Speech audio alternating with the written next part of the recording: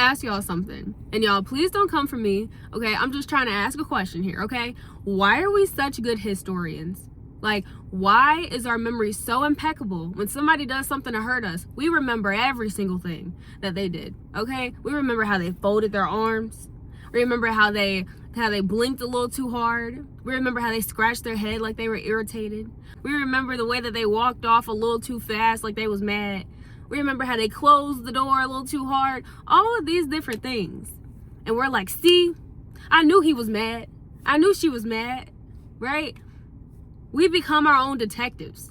Your Honor, if I may present Exhibit A, he scratched his head. You know, we're looking, we're inspecting. We remember all of these different things. But then somebody asks you, what did you do?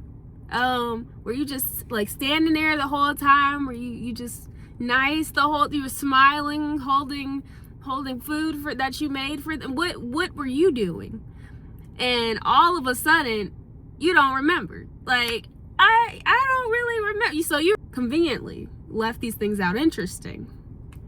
Now, before anybody gets nervous, I'm not talking about situations where somebody abused you, manipulated you, did wrong towards you, deeply hurt you. Those situations are real. But I'm talking about those everyday disagreements where maybe you were 30% wrong and they were 70% wrong. Maybe they were 98% wrong and you was just 2% wrong, right? But that 2% somehow never made it to the storyline when you was telling your friends somehow. And the problem isn't talking about what happened.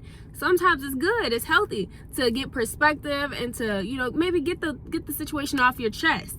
But the real question behind it is, why are you telling the story to your friend? Why are you telling the story to somebody? Are you looking for wisdom or are you looking for agreement? Healthy processing sounds like, how can I move forward? Did I do something wrong?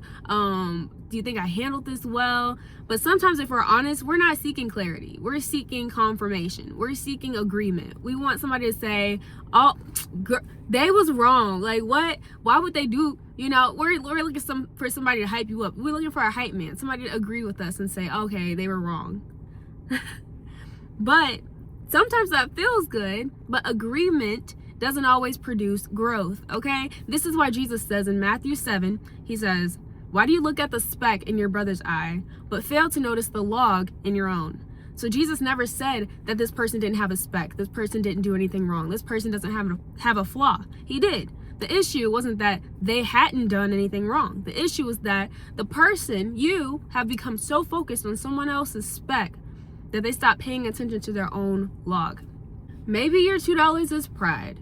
Maybe your $2 is impatience. Maybe your $2 is gossiping. Maybe it's passive aggressiveness. Maybe it's you raising your voice at people when you get frustrated. Whatever it is, okay, it's still your $2. And so every time God hands us a mirror for us to reflect on our $2, we want to hand him binoculars and say, no, look at what they did, okay? They did all of this. I did this, okay? They did that. But God says, I know, but we're still talking about you. We're not talking about them right now, okay? We're talking about you. So the next time you find yourself telling someone about an argument, ask yourself, did I tell the whole story? Or did I conveniently leave some pieces out that might make me look a little bit better, make them look a little bit worse? Because you can't ask yourself, did I tell the truth? Because sometimes we conveniently leave things out, you know? Yeah, you told the truth. You told everything that they did and nothing of what you did, but you still told the truth, okay? So maybe, just maybe, the part of the story you keep editing out of the storyline is the very part that God wants to transform, okay? Don't spend so much time trying to pick the speck out of someone else's eye that you forget the log that is in your own eye, even if it's only $2, okay? I got it. It's $2. It's not 70. It's $2, but it's still your $2.